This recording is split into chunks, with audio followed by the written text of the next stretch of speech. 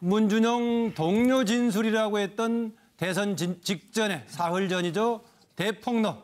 알고 보니 남매가 연기에 조작한 것이다. 여기서 남매는 이유미 씨 남매를 얘기하는 겁니다. 당시에 문준용은 제2의 정유라다. 정유라는 입학 특혜를 받았다면 문준용은 취업 특혜를 받은 것이다 라고 했었는데 당시 결정적인 증거라고 대선 날짜 사흘 전에 했던 증거 자료가 이유미 남매가 코맹맹이 소리로 녹음한 것이고 전부 조작이다라는 겁니다. 그 당시 좀 내용을 보자면은요. 문준용은 정유라, 제2의 정유라다. 동료들의 당시에 미국 유학을 같이 했던 동료의 결정적인 제보가 있다라는 거였었는데 당시에요. 문재인 후보 진영 더불어민주당 쪽에서는 특혜는 없었다. 제보자 제대로 밝혀라 라고 얘기하는 겁니다. 그런데 최근에 바로 이게 당원에 의해 조작된 것으로 밝혀져 가지고 어제 박주선 비대위원장이 안철수 광편의 조작이다. 우리도 충격이다. 문재인 대통령과 준용 씨께 사과한다라고 했습니다.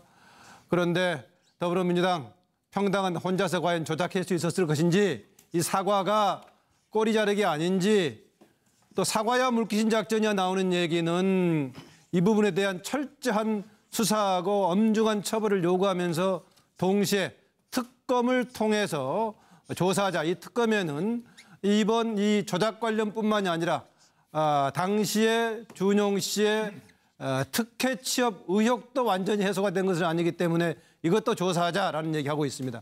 그런 주장을 하니까 뭐 이게 사과냐 아니면 오히려 끌어들이는 물귀신 작전이냐 이런 얘기하고 있습니다. 당사자인 이유미 씨 당에서 꼬리 자르기 한다는 문자를 보냈습니다.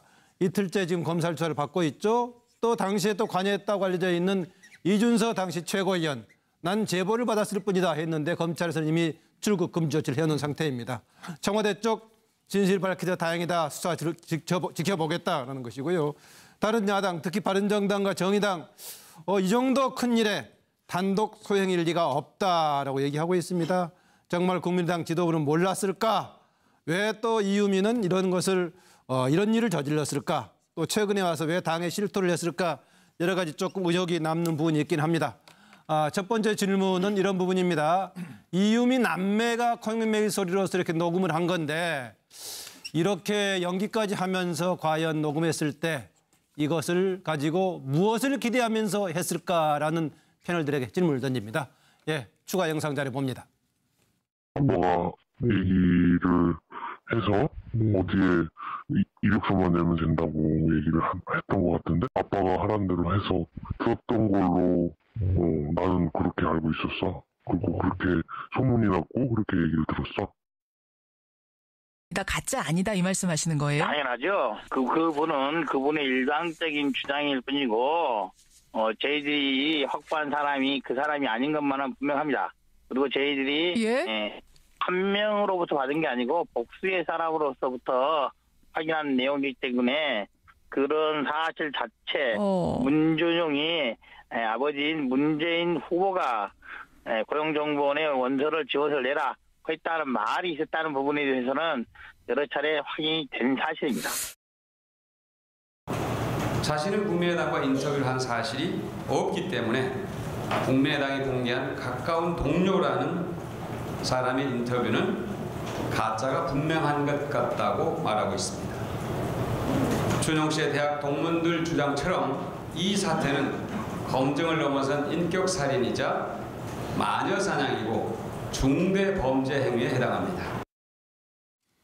예, 대선 나흘 전부터 나와가지고 대선 직전 날까지 서로 간에 공방을 했던 부분이 지금 자료로 나왔는데요. 이상돈 의원은 당시 들으면서 조금 미심쩍었다라는 얘기를 보니까 어제 오늘 인터뷰에서 했더라고요. 이렇게 서로 연기까지 해가면서 기획했던 두 남매는 과연 무엇을 기대하면서 이런 기획까지 했을까라는 질문입니다. 예, 고영식 교수님. 정말 이번 사건은 뭐 충격 그 자체라 할까요? 예. 이해창 전 한나라당 총재 시절에 이른바 김대엽 씨의 그 병풍 사건이 있었죠. 그것도 나중에 다 허위로 드러났습니다만은 어쨌든 저 두 남매인가요? 남매는 막판 뒤집기 한 방을 노렸을 것 아니겠느냐. 본인은 이제 자기가 기획한 건 아니고 위에서 시켜서 했지만 어쨌든 본인은 이런 일을 하게 되면은 막판 뒤집기 한 방이 될 것이고. 대선의 당락을 얘기하는 거죠? 그렇죠. 5일전 아닙니까? 그렇게 그냥 뒤집기 한 방이 됐을 것이고 그렇게 되면은 대선 승리를 할 수 있을 가능성이 크고 그렇게 되면은 승리의 어떤 1등 공신이 될 거다. 그리고 이유미 씨는 늘 정치적인 그런 꿈과 어떤 기대를 가지고 있었지 않습니까? 두 번이나 뭐 출마를 하지는 못했지만 출마하려고 했기 때문에 내 팔자를 한번 고칠 수 있겠다. 그런 확신을 가졌을 것 아닌가. 그런 생각이 들면서 옛날에도 위험한 장사가 이문이 남는다. 많이 남는다. 이런 말도 있습니다만은 많이 안 남을 때는 막 폭망하는 소위 속된 말로 폭망하는 경우도 많은데 바로 이 경우가 그거 아닌가 하는 생각이 듭니다. 애초에 굉장히 위험한 장사였었고 결과적으로는 폭망했다 이렇게 표현을 하군요.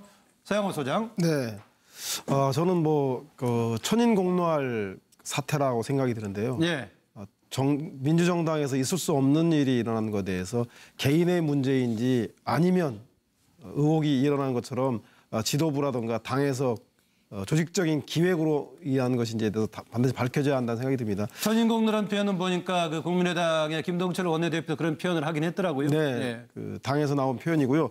왜냐하면 그 당시가 아시겠지만 대선 투표를 4일 앞두고 있는 시점입니다. 그리고 실제로 사전 투표가 진행 중인 중요한 시점이었음에도 불구하고 이런 그 조작을 했다는 것은 당시의 그 상황을 결과적으로는 국민의당이 대선에서 3등을 했습니다. 그런데 이러한 그 돌발적인 그 사태로 인해서 막판 뒤집기가 가능하다. 즉 이길 수 있다라고 생각한 게 아닌가라는 생각이 들고요. 그래서 박빙이라고 하는 그 선거 판세가 낳은 완전한 그 심각한 오판인데 그 오판도 정당한 절차와 방법을 통해서 반전을 노렸음에도 불구하고 문구 하나든가 말투 하나를 고친 게 아니라 파일 전체를 통째로 조작을 하고 특히나 그 안에 보면 준용 씨가 고용정보원 채용 원서 제출은 문재인 후보가 시켜서 한 일이라고 하는 그 대통령 후보자가 직접적으로 이에 개입했다라는 내용이 들어있는 것을 조작한 걸 보면 제가 볼 때는 이 문제가 미칠 파장에 대해서 그 대선 결과에 어떤 영향이 미쳤는지 모르겠으나 득표차가 많았기 때문에 그것이 묻혔지만 만약에 박빙의 승부로 당락이 갈라졌다고 한다면 아마도 국민의 민의를 심각하게 배반하는 상황이었을 것입니다. 이 문제에 대해서 국민의당은 심각하게 진상을 규명하고 이에 상응하는 그 책임을 져야 할 것 같다는 생각이 듭니다. 당시 상황에 대해서 결과적으로 3등이었는데 박빙으로 판단했던 오판도 있었다는 얘기인데요. 당시에 그런 오판의 배경에는 뭐 대선 날 6일 전부터는 여론조사 공표 자체가 금지된 것도 있지만은 여론조사 자체가 과연 민심을 제대로 전달할 수 있을 것인가 이런 논란이 있었기 때문에 아마 주관적인 여러 가지 평가라든가 오판도 좀 가능했던 당시 상황이었습니다. 김광덕 부장. 일단 그 두 남매는 일단 이런 생각한 것 같아요. 그 소위 말해 야구로 말하면 판세가 지금 비슷한 줄 알고 9회 말 진짜 역전승이 가능할 수도 있겠다. 이렇게 소위 조작을 하면 이런 생각을 했는데 뭐 9회 말 역전승이라고 하는 그 사람들 생각이고 실제로는 소위 파울 플레이를 해가지고 심판이 못 보게 만드는 파울 플레이를 해서. 그러면 저기 뭐 투스트라이크 다음에 파울 플레이네요. 근데 잡히면 아웃이니까. 예를 들어서 저거는 아마 파울 플레이인데 심판이 못 보게 해가지고 상대를 탁 넘어뜨리는 거니까 아마 권투 같은 데서 아마 해당될 것 같아요. 근데 이제 9회 말 정상적으로 해야 9회 말 역전이 되는 거잖아요. 저거는 완전히 파울 플레이이기 때문에 권투 같은 데서 뭐 흉기를 숨겨서 한다든가 해가지고 심판을 못 보게 만들어서 그런 식으로 판을 뒤집어 보려고 하는 그런 게 아닌가 이런 생각이 들고요. 어떻든 저 남매는 정치판에 아마 들어선지 이유미 씨 같은 경우는 이제 안철수 후보하고 개인적으로 여러 가지 이제 카이스트라든가 거기서 제자로서 잘 아는 사이인데 정치판에 온 지는 얼마 안 돼서 정치판을 너무 우습게 한 것 같아요. 선거라는 거와 정치판이라 이런 거를 이렇게 하다가 선거 끝나면 그냥 뭐 흐지부지 되겠지라고 잘못 판단한 것 같고 판세도 잘못 판단했고요. 그래서 저는 요번에 이거는 진짜 뭐 아까 천인공노라는 표현 썼는데 선거의 결과를 뒤집을 수 있는 이런 가짜뉴스, 여론 조작 이런 건 아주 심각한 거거든요. 그렇기 때문에 이런 거는 다시 재발, 과거에도 비슷한 것들이 있었습니다만은 이런 건 진짜 재발 방지를 위해서 자유민주주의의 기본은 선거를 흔드는 거기 때문에 최고의 진짜 엄벌에 쳐야 될 것 같습니다. 서정욱 변호사. 저는 이제 그 이유미 예, 주관적 기대를 제가 쓴 거예요. 주관적 기대를. 예. 왜냐하면 이게 그분은 아마 결정적 한 방이라고 생각했을 거예요. 아하. 제가 들어보니까 그게 아니에요. 제가 들어보면 이게 전문 증거거든요. 남한테 이게 들은 말이기 때문에 결정적 한 방이 아닌데 본인은 이게 제2의 정유라처럼 만들어서 결정적 한 방이라고 착각을 했겠죠. 네. 그리고 이제 대선 승리하면 그럼 이게 본인은 1등 공신이 되고 그리고 이제 가장 중요한 게 유권 무죄, 무권 유죄. 이 말이 이게 그 대선에 승리하면 허지부지 무죄 될 거다. 예, 묻혀진다. 왜냐하면 이게 권력이 있으니까 허지부지 묻어버릴 거다. 그럼 이게 자기가 책임 안 지고 1등 공신만 된다. 이런 이제 그 착각 어린 주관적 기대가 아닌가 예. 이렇게 봅니다. 네, 차재홍 교수. 예, 뭐 그 이유미 남매가 이거 녹음을 할 때는 이런 기대를 했겠죠. 안철수 대통령을 뭐 기대했겠죠. 예. 그렇지만 저는 뭐 이 사안 자체가 앞서 뭐 여러분들이 말씀하셨지만 상당히 좀 심각한 그 이 범죄 행위라는 생각을 합니다. 작년에 그 국민의당이 총선이 끝나고 나서 리베이트 의혹이 일어나서 사실 국민의당이 창당 이후에 상당히 최대의 고비를 맞이한 적이 있습니다. 물론 뭐 리베이트 의혹은 지금 2심까지 무죄를 받고 있기 때문에 뭐 그 부분에 대해서는 뭐 국민의당이 기사회생하는 하나의 계기가 되긴 했습니다만은 그러나 이번에 지금 이 조작된 증거로 유력 대선 후보를 떨어뜨리려고 했던 그 자체는 어떻게 보면 우리나라가 지금 하고 있는 이 지금 대의민주주의 건강을 흔드는 것이 아닌가. 만약에 이 조작된 증거로 인해서 표심이 왜곡되었다고 한다면 말 그대로 대의민주주의 즉 이야기 좀 쉽게 이야기해서 표심을 도둑질하는 행위가 될 수밖에 없는 거 아니겠습니까? 예. 그런 심각한 범죄 행위를 자각하지 못하는 이유가 있었겠느냐? 저는 충분히 있었을 가능성도 있다고 봅니다. 뭐냐고 하면 과거 대선에서 보면 이 승자가 되면 일단 대선에 승리하고 나면 이 선거 과정에서 일어났던 여러 가지 의혹들이 그냥 묻혀 지나간다는 거죠. 예. 예를 들면 뭐 BBK 사건이라든지 또 뭐 국정원 댓글 사건 같은 경우도 결국 승리한 측에서 승리한 측과 둘러싼 여러 가지 의혹들이 제대로 수사 안 되고 그냥 두리뭉실하게 넘어가는 경우가 있었다. 그렇기 때문에 이유미 남매 같은 경우는 이번에 안철수 후보를 밀어서 안철수 후보가 대통령이 된다고 한다면 이 정도 우리가 조작한 거 정도는 깔아뭉개고 갈 수 있지 않을까라는 그러한 안이한 생각을 하지 않았을까 하는 생각이 듭니다. 그러한 그 자체가 사실 문제가 있다는 것이죠. 네, 박상면 교수. 네, 아마 지금 이 방송을 보는 국민들도 그래도 국민의당은 조금 다를 줄 알았다라고 생각하는 분들 많았을 것 같아요. 그래도 안철수 전 대표를 중심으로 뭉쳐진 사람들이고 또 한국의 새로운 정치 지형을 만들겠다고 뛰쳐나가서 그 강활한 사막에서 뭔가를 이루겠다는 사람들이 알고 봤더니 그 주변에 이런 사람들이 더더욱 이거는 개인 당원이 아니라 좀 당 지도부도 연관돼 있다는 얘기가 이제 본인 입에서 나오지 않습니까? 이게 정말 굉장한 사건이죠. 자, 아마 이유미 남매가 기대했던 바는 당시가 선거 나흘 전이었습니다. 그때쯤 되면은 당내 분위기는 뭐냐면은 지금 우리가 막판 대축이 하고 있다. 조금만 더 올라가면은 역전할 수 있다라고 하는 분위기가 있었을 것 같아요. 그때 역전할 수 있는 모멘텀이 뭐냐? 그때 국민들이 정유라 사건 때문에 아들, 딸의 취업 특혜는 굉장한 사건이었습니다. 그런데 마침 문재인 당시 후보의 아들 문준영 씨가 취업 특혜를 했고 아버지가 연루돼 있고 녹취 파일이 있었다. 이거 한 방이면은 게임 끝 이렇게 판단한 거예요. 이거 한 방이면은. 그러나 그때는 저도 사실 이상했습니다. 왜냐하면 봐보세요. 굉장히 중요한 선거의 판세를 바꿀 수 있는 제보자가 그때 익명이었어요. 또 그 정도 됐다고 얘기하면 이 사람이 2차, 3차 얘기할 수 있는 보다 더 구체적인 정황에 넣을 수가 있잖아요. 안 나왔습니다. 이거 이상한데? 왜 이럴까? 당에서 무기력한가? 그 사람이 도망가 버렸나? 박 교수 당시 조금 뭔가 이상하다고 생각했어요. 그러나 아무튼 그때는 그렇다 치더라도 아마 이 남매는 이거 한 방이면 게임 끝이다. 그래서 문재인 당시 후보가 추락하고 안철수 후보가 대통령이 되지 않겠느냐라고 기대를 하면서 이런 조작을 하지 않았겠느냐 이렇게 저는 추측을 합니다. 실제로 이게 지금 뭐 결정적 한방 노렸다고 했는데 여러 가지 미심쩍은 면도 있었지만 혹시 이게 뭐 3등이 되긴 했지만 표심에 좀 영향이 있었을까요? 어떻게 보세요? 표심에 좀 영향이 있었을까요?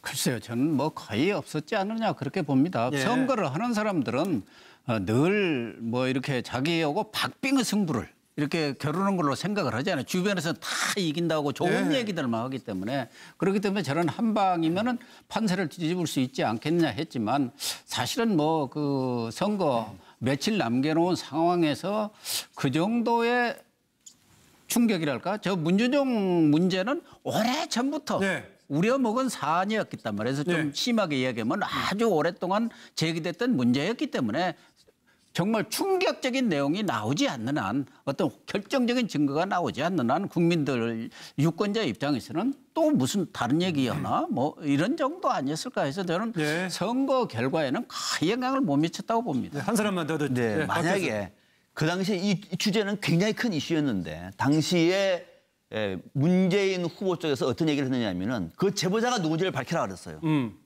제보자가. 그러니까 그 정도 자신이 있었다는 얘기예요. 만약에 제보자가 나와서 만약에 제가 제보자입니다. 제가 나와서 제가 바로 파슨스 스쿨의 문준용 친구입니다. 당시 상황을 다 얘기했으면 이거는 엄청난 파괴력이 있는 거죠. 근데 그 사람은 빠져버렸어요.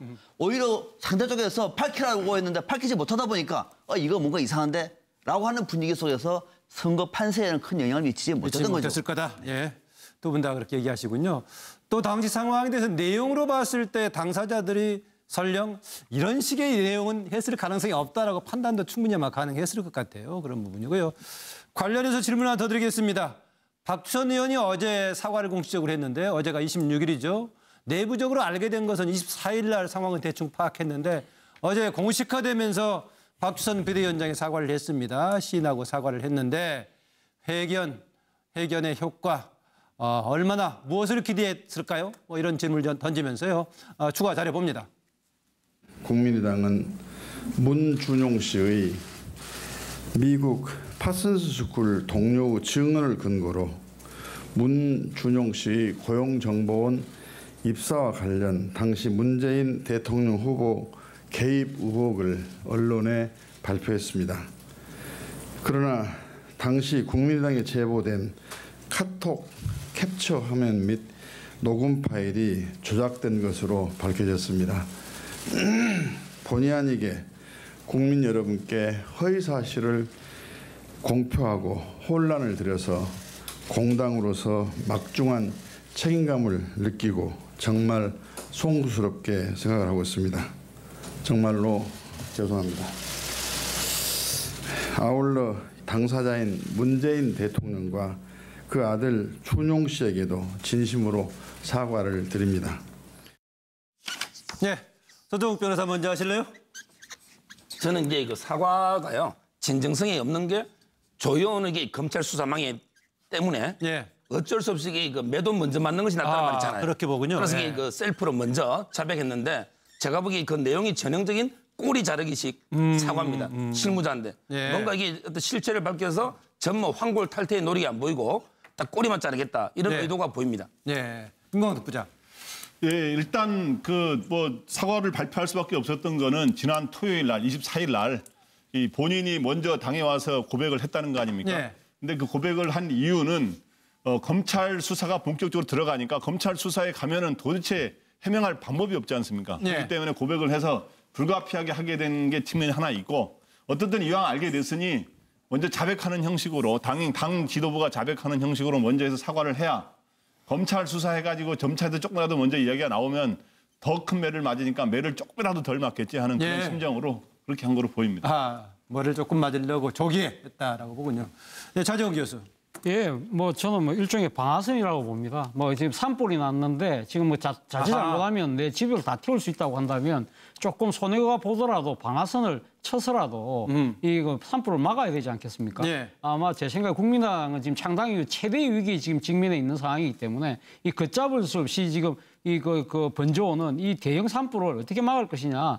미리 우리 앞에 있는 잡목이라도 좀 쳐서 이 지금 불이 번질 수 없는 공터를 만들자는 생각이 아니었나 하는 생각이. 방아선의 효과는 있을 것 같아요. 어때요? 뭐 지금 당장은 근데 문제는 방아선을 치면서 지금 보여주고 있는 행태가 저는 뭐 지금 뭐 박주선 비상대책위원장은 어제 뭐 진심으로 사과한다고 이야기하면서 문준용 씨한테도 진심으로 사과한다고 이야기했지만 오늘 뭐 김동철 원내대표나 박지원 전 대표가 지금 이야기하는 또 이 그 문준용 씨 의혹에까지 또 같이 조사를 하자. 이러한 부분들에 대해서 과연 국민들이 어떻게 받아들일지 그 부분은 조금 지켜봐야 될 것 같아요. 지켜봐야 될 부분도 있다. 박상병 교수. 우선 이 문제는 당사자가 시인을 했습니다. 이건 중요한 문제죠. 당사자가 시인을 했고 검찰 수사가 임박해 오고 있습니다. 그럼 어떻게 될까요?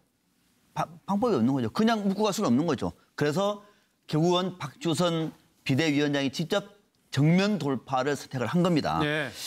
그런데 더 늦어지면은 또는 이것을 꼬리 자르기로 가버리면은 이건 문제가 더 커지니까 오늘 국민의당에서 당내 진상조사위를 꾸렸습니다. 이거는 박주선 위원장의 지시에 따라서 된 거죠. 네. 또 앞으로 검찰 수사는 또 계속할 수밖에 없는 겁니다. 투트랙으로 진실규명을 한다는 얘기를 밝힌 것이고 박주선 위원장은 더 늦기 전에 이 사안을 정면 돌파해야 되겠다라고 하는 판단을 한 것입니다. 진정성 없다는 얘기는 저는 옳지 않다고 봅니다. 그렇지 않으면 당대표가 나설 필요가 없는 거죠. 약간의 견해차가 있군요. 네, 서 소장. 네, 저는 뭐 국민의당 지도부는 자수하여 광명 찾자라는 식으로 진실을 밝혔다고 하는데 많은 국민들과 언론들 그리고 상대 정당에서는 꼬리 자르기로 보고 심지어는 이 이유미 씨조차도 자기에게 다 뒤집어 씌운다, 꼬리 자르기 하고 있다고 주장하고 있지 않습니까? 따라서 국민들은 자수하여 광명 찾기보다는 무언가 이유미 씨에게 책임을 전가하기 위한 것이 아닌가라고 하는 오해를 살 수 있습니다. 이렇게 나가다가는 제가 볼 때 한식에 주거나 청명에 주거나 국민들로부터 외면받을 수밖에 없기 때문에 국민의당은 속히 진상을 철저하게 국민들에게 밝혀야 할 것 같다는 생각이 듭니다. 네, 고영식 교수님.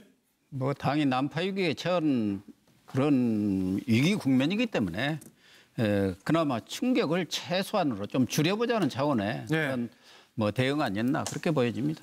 이것은 뭐 꼬리 자르기로 보는 쪽도 있고 꼬리 자르기까지는 아니고 지금 제대로 책임을 지려고 하는 자세다라는 얘기도 있고요. 또 하나 보니까 의혹도 같이 따지자라는 것 보니까 국민 여론이 어떻게 나올지 지켜보자 이런 부분 좀 해석이 다양한 것 같습니다.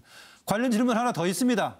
지금 꼬리 자르기 얘기도 나오고요. 과연 이런 정도의 일을 당원이라고 하는 이유미 씨 혼자서 할 수 있었을까 이런 지적도 나오고 있는데요. 이런 질문입니다. 대선 바로 나흘 전에 대대적으로 폭로한 이런 상황인데 이것을 안철수 당시 후보하고 당 지도부 진짜 몰랐을까라는 질문입니다. 자료 봅니다. 음성 변제 부분에 대해서는 이미 저희들이 언론사에 녹음 파일을 제공을 했습니다. 지금 뭐 충분한 기술을 가지고도 원래 음성을 찾아낼 수 있습니다. 그리고 신원 공개 여부도 제보자에 대해서는 어느 정도 시점까지 해서 본인의 의사에 반해서 공개할 수는 없는 거 아니겠습니까? 차차 법적인 절차 진행되면은 신원이 나타날 수밖에 없는 상태입니다. 준비를 차재원 교수 먼저 했나요? 저는 뭐 과연 이 안철수 후보나 당 지도부가 몰랐을까? 저는 진짜 말 그대로 미스터리라고 생각합니다. 지도부가 알았을까? 이 국민의당이 그래도 이 공당인데요. 그리고 지금 그때 당시 물론 뭐 여론조사가 발표되고 있지는 않았지만 공표는 안 되고 있었지만 내부적으로는 다 돌려보고 있는 상황이었거든요. 그때 당시 아마 국민의당 지도부도 판단했을 때는 안철수 후보의 당선 가능성이 그렇게 높지 않다고 판단했을 겁니다. 그렇기 때문에 만약에 이것이 거짓 이런 주장이었을 경우, 그러니까 조작된 증거가 아닌다 하더라도 상당히 이것이 거짓으로 드러날 경우에는 당이 미칠 영향이 상당히 클 것이다.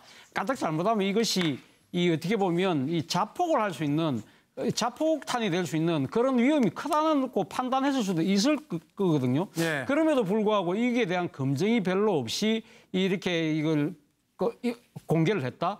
저 이 부분에 대해서 조금 이해가 안 되는 측면이 있다는 거죠. 그리고 지금 사실 이유미 씨의 이 조작된 테이프를 앞장서서 발표했던 무슨 조사단이었나요? 진상조사단의 부단장이라는 분은 또 검사 출신입니다. 그리고 또 사실 이 모든 것을 어떻게 보면 총책임자, 실무 책임을 맡고 있는 이용주 의원도 부장검사 출신이에요. 이런 분들이 과연 이 정도의 이성적 판단이 이루어지지 않은 부분에 대해서 과연 뭘 믿고 이런 이야기를 했을까? 그 부분에 대해서는 진짜 좀 진상조사가 자체를 진상조사를 한다니까 결과를 좀 지켜봐야 될 것 같습니다. 그러나 제 생각에 뭐 안철수 후보나 당 지도부가 뭐 이렇게 미리 알고 조직적으로 개입했을 가능성은 저는 없다고 보기 때문에 바로 그래서 미스터리라는 생각이 듭니다. 지금 판넬에 나와 있는 그림의 두 사람은 한 사람은 이유미 씨고 그 옆에 있는 사람은 이준서 전 최고위원이죠.